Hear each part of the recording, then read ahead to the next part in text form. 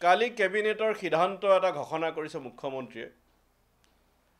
আজিকালি আগতে কেবিনেটৰ ঘোষণাবিলাক কোনোবা কেবিনেট মন্ত্ৰীয়ে কৰে।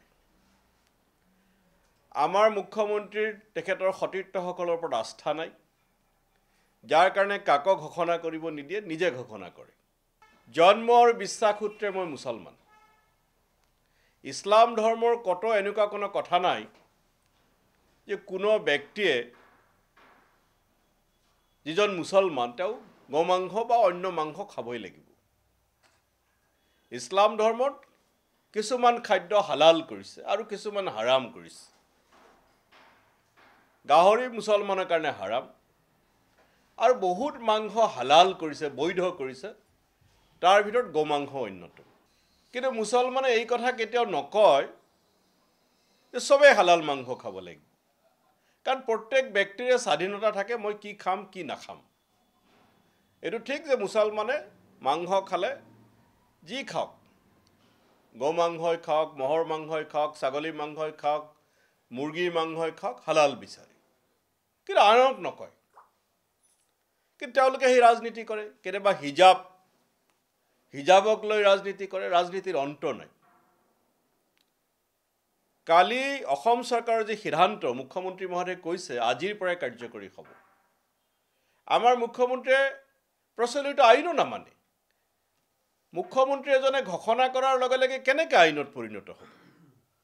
তেখেতে কৈছে হোটেল, ৰেষ্টুৰেণ্ট আৰু ৰাজহুৱা স্থানত কোনো গোমাংস খাব নোৱাৰিব আৰু সেইদিনাৰ পৰাই কাৰ্যকৰী হ'ব।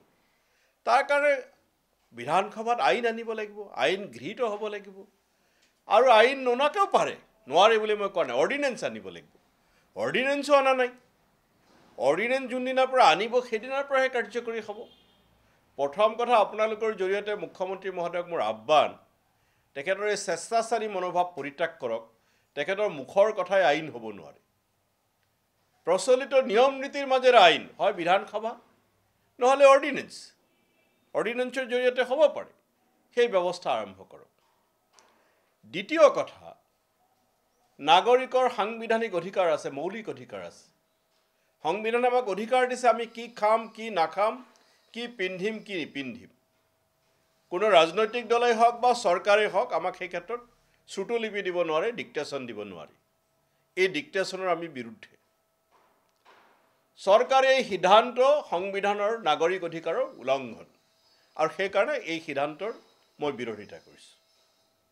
এক্সপৰ্ট কৰি থাকিব।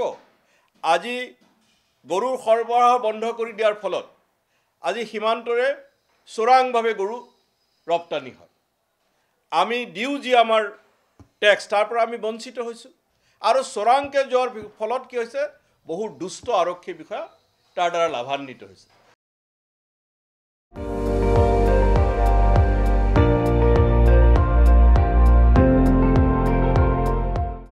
আপুনি চাই আছে ND24, সৰ্বশ্ৰেষ্ঠ নহয় সৰ্বোত্তমৰ দৌৰ।